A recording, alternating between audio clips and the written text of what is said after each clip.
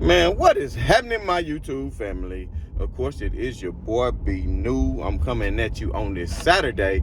And first and foremost, as always, want to send out positive vibrations and blessings to anybody who could be listening. Now, with all that being said, we all know that the Los Angeles Lakers were in action on yesterday, taking on none other than the Phoenix Suns. And of course, it was a depleted Phoenix Suns team.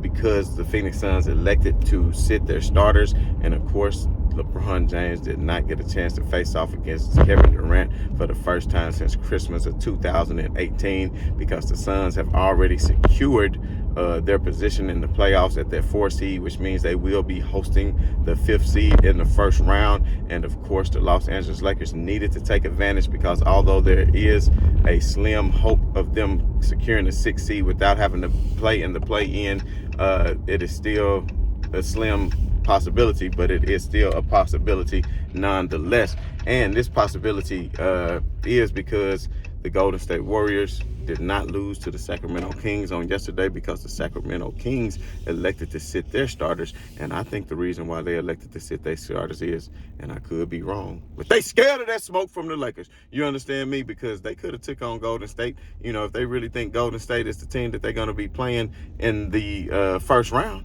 So they should have said, okay, well, let's go mano a mano, put something on tape, and then go ahead and have a preview of this first round matchup. But no, instead they elected to sit their starters too, knowing that they would solidify Golden State's as the 6th seed, saying that it would be them instead of the Lakers, because they much rather have that smoke with Golden State than they would with the Lakers. And you can believe like otherwise if you want to, but we all know when it comes to matchups, there's not too many people in the league who can hang with Anthony Davis when he get to rolling and being on the mission that he be on. And of course, we all know what LeBron James is capable of, and that's a two-headed ugly monster that people are going to be afraid of during the playoffs. You can hate it or love it. And it looks like the Lakers more than likely are going to wrap up their 7th seed, just because I'm pretty sure they will beat Utah on Sunday.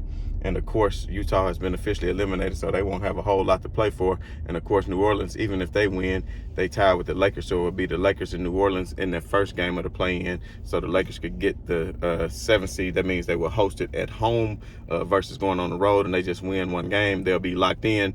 If New Orleans loses, when they will lose, matter of fact, when New Orleans loses, then they can take on the winner of that OKC Minnesota team. I'm going to go ahead and say that it's going to be Minnesota. And even though, you know, SGA is really hooping, I just feel like Minnesota, with the addition of Mike Conley and Karl-Anthony Towns and everybody else, is going to come to play. And I think they're going to lock up that A seed, and I think they're going to get Denver all that they want in the first round. But it was announced today by the Memphis Grizzlies that Steven Adams will not play in the postseason whatsoever. And I think that's a tremendous blow to them. People don't realize how hard he set screens, what all he did for Ja Morant, how much of a rim protector he was, but just separating space, setting hardest screens, and just being tough and giving them that tenacity and leadership that they need. And nobody in the league, I'm telling you, really want to mess with young Steven Adams. I'm telling you right now. But because he will not be there, then that's going to be advantageous for the Lakers, because then Anthony Davis can just go up against Tillman, who is no match for him. And of course, Jared Jackson Jr. is going to have to do his thing. But if Steven Adams was there, and then, you know, the Lakers would have to deal with Jared Jackson Jr. and Steven Adams, then that would have been an issue, and I probably would have picked Memphis to win the series. And that's how big I think of a force Steven Adams was, and how important he was to the Grizzlies. The Grizzlies can still win that series, and it's going to be a tight one, because, you know, the defense of Desmond Bane, the three-point ability of Desmond Bane, the explosiveness of Ja Morant, and the defensive playmaking of Jared Jackson Jr., I just feel like that LeBron James knows his time is coming to an end in this league, and he's trying to win another ring for himself to solidify himself in that GOAT conversation. And at the end of the day, it's going to be very interesting, but it's going to be a lot more to talk about. Your boy on the road, man.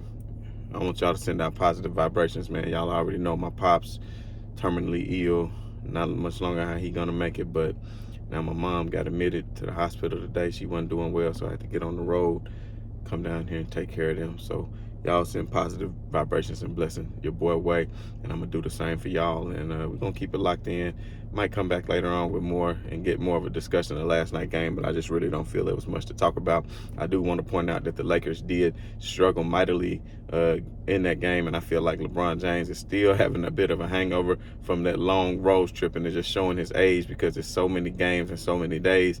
And I don't even know with prop bets and everything else that goes on right now, man. If I won't say it's a setup, but damn, it's crazy how, you know, Malik Beasley and Austin Reeves out here scoring more than Anthony Davis and LeBron James. But of course, they did what they had to do in the fourth quarter. But I do want to point this out. Clippers might beat them in the first round. Clippers might beat Phoenix in the first round now because Bismack Biyombo went down last night. He's probably going to be out for an extended period.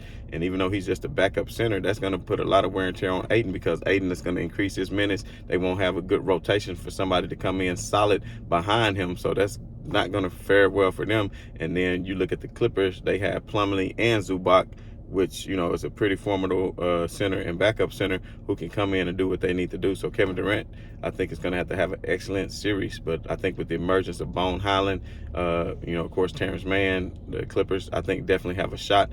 I hope they do, you know, because I would love to see the Clippers and the Lakers get that rematch. But at the end of the day, I would also love to see a series with LeBron James and Kevin Durant in the playoffs, which would be fabulous. But we got a whole lot more to talk about as we break down the Western Conference first round. Seems like it's going to be a lot more interesting than the Eastern Conference first round. I think the Eastern Conference second round is going to be very interesting once they start progressing and get out of that first round. But the first round, I won't necessarily say it's just a lot of eager matchups. But at the end of the day, man, you know, like I said, y'all just send your boy positive blessings. I sure need them. And as always, man, it's your boy B New. I'm saying right on to the real. And much love to these haters. I'm out.